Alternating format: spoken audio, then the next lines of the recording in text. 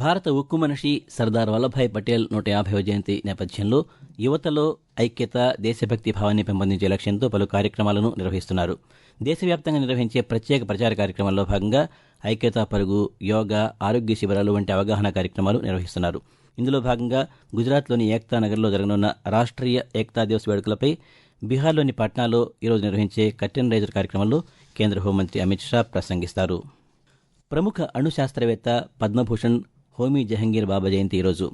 భారత అణు కార్యక్రమ పితామహుడు, Tata institute of fundamental research centre, atomic energy establishment వ్యవస్థాపకులు, అటామిక్ ఎనర్జీ రంగంలో విశేష సేవలందించిన హోమీ జహంగీర్ బాబా 1909 అక్టోబర్ 30వ తేదీన ముంబైలో జన్మించారు. అణుశక్తి రంగంలో ఆయన చేసిన విశేష కృషిని స్మరించుకుంటూ జాతి యావత్తు ఆయనకు ఈరోజు ఘనంగా నివాళులర్పిస్తోంది. సర్దార్ వల్లభాయ్ పటేల్ 150వ జయంతిని పురస్కరించుకుని ఏక్ భారత్ శ్రేష్ఠ భారత్కు ప్రతీకగా ఐక్యతా కవాతు నిర్వహించనున్నామని కేంద్ర హోంమంత్రి అమిత్ షా తెలిపారు.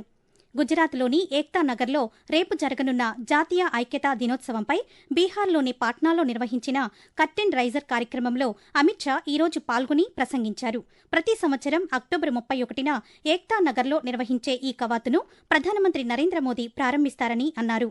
కేంద్ర సాయుధ పారామిలిటరీ దళాలతో పాటు రాష్ట్రాల పోలీసు దళాలు, దేశవ్యాప్తంగా ఉన్న కళాకారులు ఈ కార్యక్రమానికి హాజరవుతారని కేంద్ర మంత్రి తెలియజేశారు. ముఖ్యమంత్రి చంద్రబాబు నాయుడు నైపుణ్యాభివృద్దిపై సమీక్ష నిర్వహిస్తున్నారు.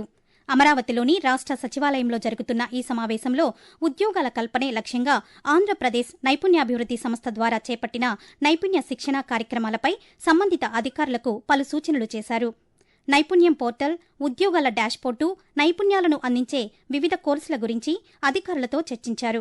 నైపుణ్యం పోర్టల్ ద్వారా అభ్యర్థులు తమ ఉద్యోగ అర్హతలను తెలిపే బయోడేటాను రూపొందించుకునేలా వెసులుబాటు కల్పించాలని ముఖ్యమంత్రి సూచించారు. అనంతరం రాష్ట్రంలో తుఫాను ప్రభావం, చేపట్టిన సహాయక చర్యలపై సమీక్ష నిర్వహించనున్నారు. మోంతా తుఫాను ప్రభావిత ప్రాంతాల్లో ఉప ముఖ్యమంత్రి కె పవన్ కళ్యాణ్ ఈరోజు పర్యటించారు. ఇందులో భాగంగా కృష్ణా జిల్లా అవనిగడ్డ నియోజకవర్గం కోడూరు మండల పరిధిలో వర్షాల వల్ల నష్టపోయిన పంట పొలాలను ఆయన పరిశీలించారు. రైతులతో మాట్లాడి వివరాలను అడిగి తెలుసుకున్నారు. అనంతరం ఆయన మాట్లాడుతూ తుఫాను ప్రభావంతో పంట నష్టపోయిన రైతులను ప్రభుత్వం అన్ని విధాలా ఆదుకుంటుందని తెలిపారు. క్షేత్రస్థాయిలో పంట నష్టాన్ని అధికారులు పరిశీలించి అంచనా వేసేలా చర్యలు తీసుకుంటున్నామని అన్నారు. కర్నూలును ప్రణాళికాబద్దంగా అభివృద్ది చేసేందుకు చర్యలు తీసుకుంటున్నామని పరిశ్రమల శాఖ మంత్రి టీజీ భరత్ తెలిపారు. కర్నూలులో జరుగుతున్న అభివృద్ది పనులపై మంత్రి నిన్న సమీక్ష నిర్వహించారు. అనంతరం ఆయన పాత్రికేయులతో మాట్లాడుతూ కర్నూలు నగరాన్ని స్మార్ట్ సిటీగా తీర్చిదిద్దుతామని చెప్పారు.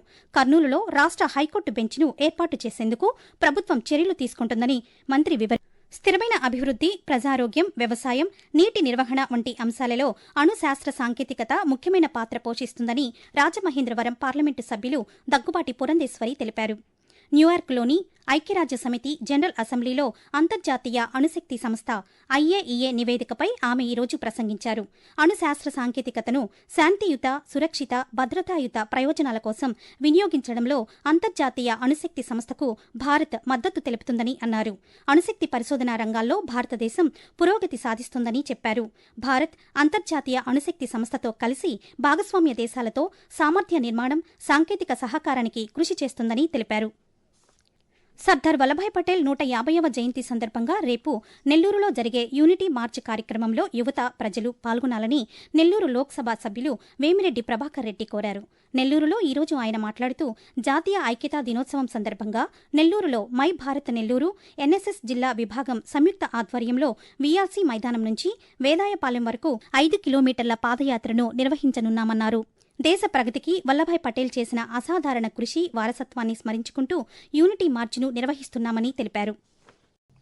అమరావతికి భూములిచ్చిన రైతులకు రాబోయే 4 నెలల్లో ప్లాట్ల కేటాయింపు, రిజిస్ట్రేషన్లు మొత్తం పూర్తి చేస్తామని ఆంధ్రప్రదేశ్ పట్టణాభివృద్ది శాఖ మంత్రి పి నారాయణ వెల్లడించారు. అమరావతిలోని రాష్ట్ర సచివాలయంలో మంత్రి నిన్న పాతికేయులతో మాట్లాడుతూ అమరావతి నిర్మాణం విషయంలో ప్రణాళికతో ముందుకు వెళ్తున్నామని అన్నారు. రైతులకు ప్లాట్ల కేటాయింపుపై కొందరు అసత్య ప్రచారం చేస్తున్నారని, ప్లాట్ల కేటాయింపు, రిజిస్ట్రేషన్ ప్రక్రియ దాదాపు తుది దశకు చేరుకుందని తెలిపారు. ఆంధ్రప్రదేశ్లో జిల్లాల పునర్వ్యవస్థీకరణపై ఏర్పాటైన మంత్రుల బృందం నిన్న రాష్ట్ర సచివాలయంలో సమావేశమైంది. ఈ సమావేశంలో మంత్రులు అనగాని సత్యప్రసాద్, పి నారాయణ, నాదెండ్ల మనోహర్, సత్యకుమార్, వి అనిత, నిమ్మల రామానాయుడు, బీసీ జనార్దన్ రెడ్డి పాల్గొన్నారు. అనంతరం మంత్రి అనగాని సత్యప్రసాద్ మాట్లాడుతూ జిల్లాల విభజన వల్ల ఏర్పడిన సమస్యలపై చర్చించామని అన్నారు. పరిపాలనా సౌలభ్యం ఉండేలా మండలాలు, పంచాయతీలు విభజన ఉండాలని నిర్ణయించామని మంత్రి తెలియజేశారు.